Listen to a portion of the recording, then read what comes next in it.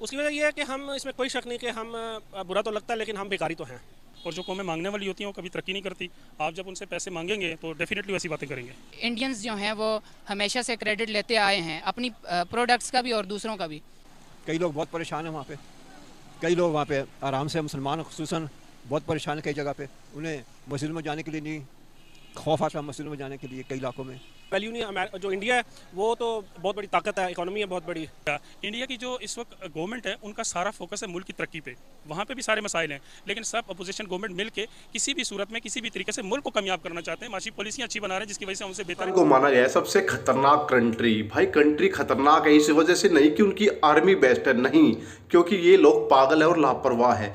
जो बाइडन ने बोला है कि भाई पाकिस्तान सबसे खतरनाक कंट्री है क्योंकि भाई ये परमाणु एटम बम पे जो आविष्कार कर रहे हैं उनको बना रहे हैं, लेकिन इनके पास कोई सेफ्टी नहीं है।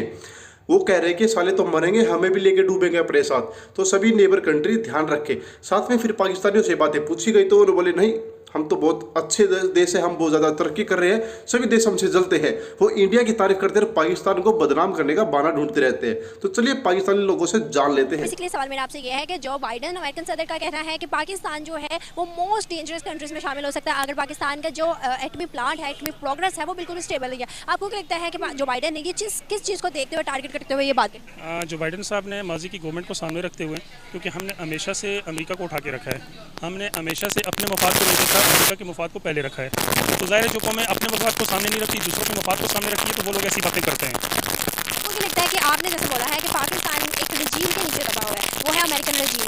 क्या वजह है कि 75 सालों में हम इंडिपेंडेंट हो के भी इंडिपेंडेंट नहीं हो सकते? तो यही है कि हम अपने हमेशा डॉलर्स के लिए उनसे बात करते हैं, और जो कौमें मांगने वाली होती हैं वो कभी तरक्की नहीं करती। आप जब उनसे पैसे मांगेंगे तो डेफिनेटली वैसी बातें करेंगे। क्या वजह है कि 75 सालों में हम वो रजीम के नीचे, लेकिन इंडिया कभी नहीं आ सका? इंडिया एक इंडिपेंडेंट कंट्री है। अगर हम देखें वैल्यू की तो इंटरनेशनल मार्केट में पाकिस्तान की वो वैल्यू नहीं है जो कि इंडिया की। इस पर मैं ये कहूँगा कि ये हमारी बदकिस्मती है कि पाकिस्तान को लीडरशिप अभी अच्छी नहीं मिली। मसला इमरान खान के एक वाइड लीडर अल्लाह पाक ने इमरान खान की सूरत में दिया था, जिसको हमने खुद ही साजिश करके सत्य कर दिया। इससे पहले जितने भी आपके लीडर्स थे, चाहे वो नून लीग का हो, चाहे वो पीपल पार्टी का हो, चाहे वो किसी मजहबी जमात का हो, उन्होंने सिर्फ अमेरिका के लिए काम किया, मुल्क के लिए काम नहीं किया। मुल्क के लिए अगर काम कर रहे होते तो आज हालात आपके सामने होते। हम इंडियन लीडरशिप की बात करें तो फिर क्या होता है? इंडिया की सबसे बड़ी बात ये कि इलेक्टोरल नहीं है वहाँ पे जो भी गवर्नमेंट आती है टाइम पूरा करती है, अपना वक्त पूरा करती है, वक्त पूरा करके जाती है, और जो प्रोजेक्ट्स होते हैं किसी भी पिछली गवर्नमेंट के अभी गवर्नमेंट पूरी करती है। तो यहाँ पे ये होता है कि एक तो इलेक्टोरल बहुत ज़्यादा है, पिछली गवर्नमेंट को उसके प्रोजेक्ट अच्छे प्रोजेक्ट को कामयाब कहीं ना हो जाए, उसको खत्म करने के लिए नई आने वाली गवर्नमेंट क्या करती है कि उसको खत्म कर देती है। तो वहाँ जो जमहूरियत है, वहाँ जमहूरियत पाकिस्तान के मुकाबले ज़्यादा मजबूत है। इसकी वजह यही है कि अपोजिशन गवर्नमेंट को वक्त पूरा करने देती है, 5 साल का उनका टाइम है वो पूरा करते हैं, इसकी वजह से वहाँ थोड़े मजबूत हो जाते हैं। हम देखें हमारे हर ममालिक में मतलब इंडिया की तरफ डाइवर्ट हो रही है, इंडिया की तरफ देखना चाह रही है। पाकिस्तान को वो चीज़ में नहीं देखा जा रहा, पाकिस्तान को किसी भी चीज़ में वैल्यू नहीं दी जा रही जितनी कि इंटरनेशनल मार्केट में और अर्थ कंट्री में इस टाइम में इंडियंस को है। क्या वजह लगती है आपको कि आने वाले 10 सालों में, 75 साल तो एक गुजर गए हैं, 10 सालों में पाकिस्तान फ्यूचर में आपको कैसा नजर आ रहा है? और इंडिया जो कि हर कोई उसको एक ट्रेड, एक अच्छे लफ्जों में नाम ले रहा है और इवन उसके साथ अच्छे ताल्लुकात भी बनाना चाह रहा है। असल में वजह यह कि हमारे यहाँ किसी भी चीज़ की स्टेबिलिटी नहीं है, और जब तक स्टेबिलिटी नहीं आएगी उस वक्त कोई भी दूसरी कौम या दूसरा मुल्क आके इन्वेस्टमेंट के वाले से कभी भी नहीं सोचता, जब तक हम स्टेबल नहीं होंगे। आप पिछले 10 साल से देख लें, उठा के 2008 से 13 तक देख लें, 13 से लेकर 18 तक देख लें, उसके बाद अभी तक देख लें। आप अपने डॉलर की पोजीशन देख लें कि डॉलर पहले कहाँ था, बाद में क्या था, अभी आर्जी तौर पे क्या है, फिर कहाँ पे जाने वाला है। ये सारी सिचुएशन है। इस वजह से जब तक स्टेबिलिटी नहीं आती हमारे यहाँ गवर्नमेंट की, और कोई माशी पॉलिसी इतनी अच्छी स्ट्रॉन्ग किस्म की जब तक नहीं बनती, तो हमारे हालात इस तरह रहेंगे। हमारे एज़ कम्पेयर टू इंडिया की जो इस वक्त गवर्नमेंट है उनका सारा फोकस है मुल्क की तरक्की पे।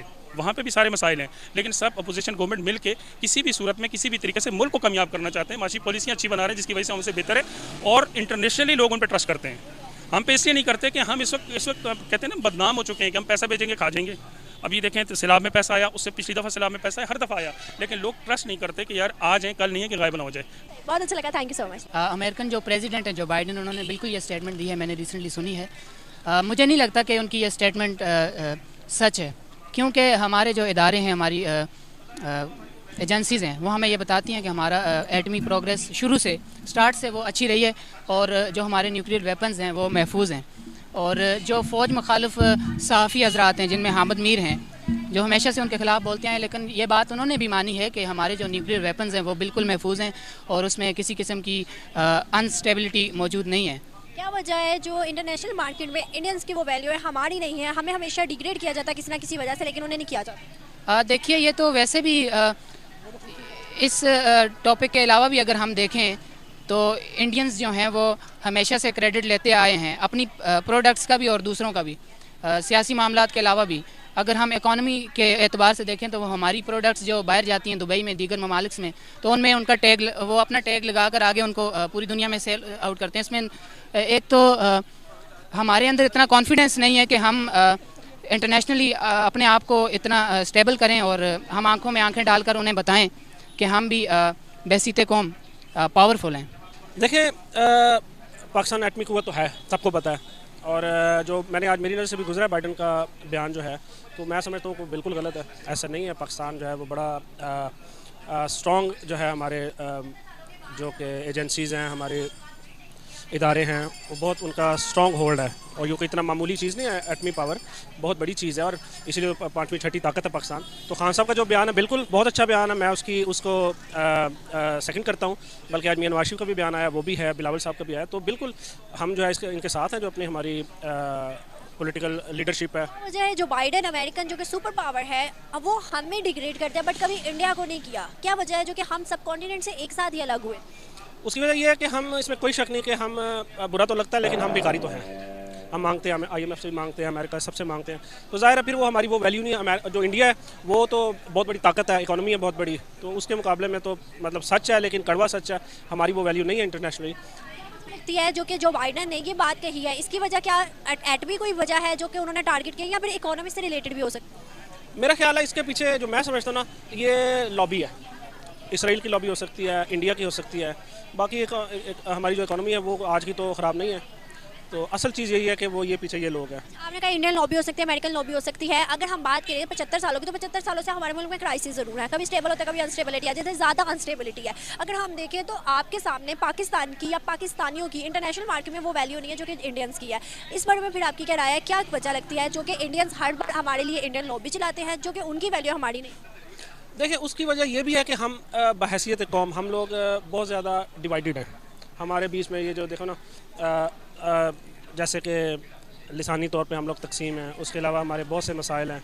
तो सबसे पहले आपकी अगर इकोनॉमी ठीक हो, पाकिस्तान को एक मोस्ट डेंजरस कंट्री घोषित कर दिया गया है। और आपको पता होगा भाई, डेंजरस इसलिए नहीं कि उसकी आर्मी जो है वो स्ट्रॉन्ग है, अमेरिका से, IMF नहीं से, इसलिए क्योंकि भाई वो परमाणु बम बना रहे हैं, बम बना रहे हैं, भाई अपने घर में ना फोड़ लें। उसमें पाकिस्तान के पास कोई सेफ्टी नहीं है, एटम बम बना रहे हैं, लेकिन डर लगता है भाई कहीं अपने पास ही ना फोड़ ले एटम बम। या फिर रशिया या फिर बंदर के हाथ में के साथ दे दी। ठीक है, अगर हम देखें अपने टाइम में तो इतने किए हैं। अगर हम 10 साल की बात करें, आने वाले 10 साल, तो आपको लगता है ऐसा हम प्रोग्रेस कोई कर सकते हैं, पॉलिसी से इख्तियार से कर सकते हैं जिससे हमारे अमेरिका के साथ ताल्लुकात बेहतर हो करेंगे लोग? मुझे नहीं लगता। क्यों? तो साथ में भाई बात कर रहे हैं पाकिस्तान के लोग, तो हमें इकोनॉमिकली स्ट्रॉन्ग होना पड़ेगा, फिर हमें दूसरा पॉलिटिकली स्ट्रॉन्ग होना पड़ेगा। हमारे सबको पता है कि हमारे जो क्यों नहीं करते हैं, पॉलिटिकल गवर्नमेंट्स आती हैं, लोग बता रहे थे भी पूरी नहीं कर कि हमारी रिस्पेक्ट नहीं होती क्योंकि हमारी तो जब तक आपकी सियासी तौर पे आप मजबूत नहीं होगे, आपकी डेमोक्रेसी मजबूत नहीं होगी, ये चीज़ें चलती रहेगी। नेक्स्ट 50 ईयर्स भी ये चलती रहेगी अगर आप सियासी तौर पे मजबूत नहीं है।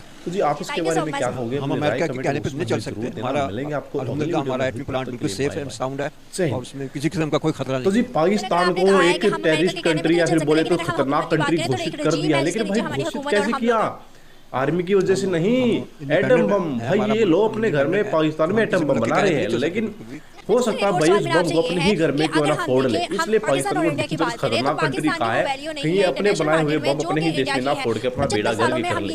अमेरिका के जो बाइडन ने बातें बोली है, और बाकी जानते हैं पाकिस्तान के लोगों से भाई क्या लगता है उन्हें, क्या परमाणु बम बना रहे हैं, पूरी सेफ्टी का ध्यान रखते हैं और इंटरनेशनली उनकी इतनी बेइज्जती क्यों होती है? हमेशा उनको मतलब पागलों की तरह क्यों ट्रीट किया जाता है? और इंडिया को इतनी अच्छी जो है 25 करोड़ की आबादी है मुसलमानों की, तो वहां 35 करोड़ आबादी है। अगर हम मुसलमानों का सर्वे करें तो उनकी बहुत सी ऐसी। तो ये आपने सुन लिया, पाकिस्तानी लोग भाई सभी दुनिया में लोगों का मान जहाँ पे पाकिस्तानी दिखेगा, मतलब मुसलमान भी दिख जाएगा ना भाई, सब अपने पास ये देखेंगे भाई हमारे पास कोई बम तो नहीं दाब देश ने। ये मैं नहीं कह रहा हूँ, ये खुद पाकिस्तान की जनता कह रही है, पाकिस्तान के लोग कह रहे हैं। कहते हैं कि जब हम विदेशों में घूमने जाते हैं तो लोग हमारी तरफ ऐसे देखे कि पाकिस्तानी हो, फिर कहते हैं कि बम तो नहीं है तुम्हारे पास। भाई इतनी बेइज्जती पाकिस्तानियों की होती है, फिर पाकिस्तानी कहते हैं कि यार हमारी तो बेइज्जती होती रहती है, इंडिया इस बेइज्जती करवाता है हमारी, इंडिया की सभी तारीफ करते हैं, लेकिन पाकिस्तानियों की बेइज्जती होती है। तो भाई क्या कर सकते हैं, सबको डर लगता है इस देश से। अब पाकिस्तान एक बार तो खुश हो गया कि भाई हमें अमेरिका भी हमसे डर गया, अमेरिका भी हमसे डरता है कि हम इतनी खतरनाक कंट्री है। भाई डरता नहीं है वो, क्या है बताऊँ मैं तुम्हें। बाकी भाई आप लोगों को वीडियो कैसी लगी, पाकिस्तानियों के रिएक्शन कैसे लगे, और पाकिस्तान की इतनी बेइज्जती यार इंटरनेशनल स्तर पर होती रहती है, इसके बारे में आपकी क्या राय है हमें कमेंट बॉक्स में जरूर बताना। कमेंट बॉक्स आप लोगों के लिए ही हमने बनाया हुआ है, साथ में पाकिस्तान के लोग कमेंट्स पढ़ते तो उनके लिए कुछ प्यारी प्यारी कमेंट कर दीजिए ताकि उनको उत्साह कल आ जाए। हम मिलेंगे आपको अगली वीडियो में, तब तक के लिए बाय बाय, जय हिंद।